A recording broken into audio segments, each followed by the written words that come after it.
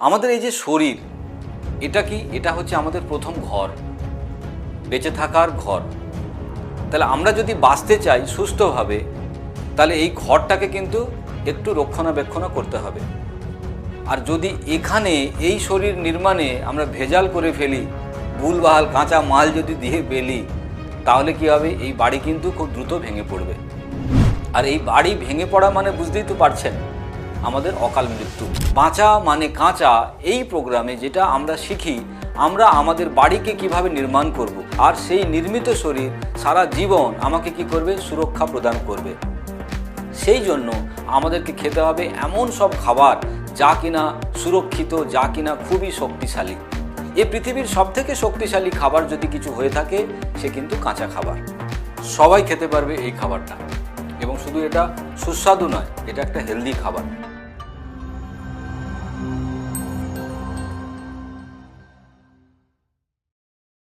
নমস্কার, সবাইকে অসংখ্য ধন্যবাদ। বাঁচা মানে কাঁচা এই প্রোগ্রামে কেন বলুন তো? কারণ বাঁচতে গেলে কাঁচা খাবার খেতেই হবে। কারণ সারা পৃথিবীকে যদি আমরা দেখি, তারা কিন্তু সবাই, সমস্ত জীব জন্তু তারা কাঁচা খেয়েই বেঁচে থাকে। আর আমরা যদি কাঁচা না খাই, তার পরিণাম তো জানেনি। আমাদের এই যে শরীর, এটা কি? এটা হচ্ছে আমাদের প্রথম ঘর, বেঁচে থাকার ঘর।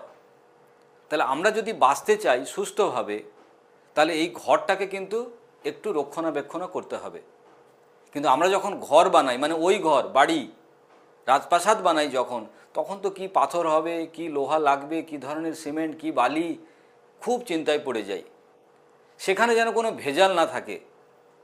আর যদি এখানে এই শরীর নির্মাণে আমরা ভেজাল করে ফেলি, ভুলভাল কাঁচা মাল যদি দিয়ে ফেলি, তাহলে কি হবে? এই বাড়ি কিন্তু খুব দ্রুত ভেঙে পড়বে। আর এই বাড়ি ভেঙে পড়া মানে বুঝতেই তো পারছেন, আমাদের অকাল মৃত্যু। আজকের দিনে দাঁড়িয়ে এই বাড়ি রিলেটেড সমস্যা, কারুর ডায়াবেটিস, কারুর প্রেশার, কারুর ক্যান্সার, কারুর আলসার, কারুর আর্থারাইটিস, বড্ড চিন্তিত। ডাক্তারবাবুর কাছে ঘুরে বেড়াচ্ছেন, এক হসপিটাল থেকে আরেক হসপিটাল, গাদা গাদা ওষুধ, গাদা গাদা টাকা খরচা হয়ে যাচ্ছে, কিন্তু সমাধান কিছুই নেই। কেন বলুন তো? কারণ বাড়ি তৈরি করার জন্য কাঁচা মাল যেটা ব্যবহার করেছি, সেটাই তো বাজে মাল, সেটাই তো ভুলভাল জিনিস দিয়ে তৈরি করে ফেলেছি। যখন আপনার শরীর নির্মাণ হয় কাঁচা খাবার দ্বারা, প্রকৃতির খাবার দ্বারা, তাতে যেভাবে শরীর নির্মিত হতে পারে, সেই শরীরে যখন pizza, burger, pastry, cold drinks, Kurkure, chips এসব দিয়ে নির্মাণ হয়, তার মানে সেই বাড়িতে ধসে পড়বেই, সেই বাড়িতে তো আর্থারাইটিস হবেই, সেই বাড়িতে তো ব্লাড প্রেশার বেড়ে যাবেই, সেই বাড়িতে তো ওবেসিটি হয়ে যাবেই।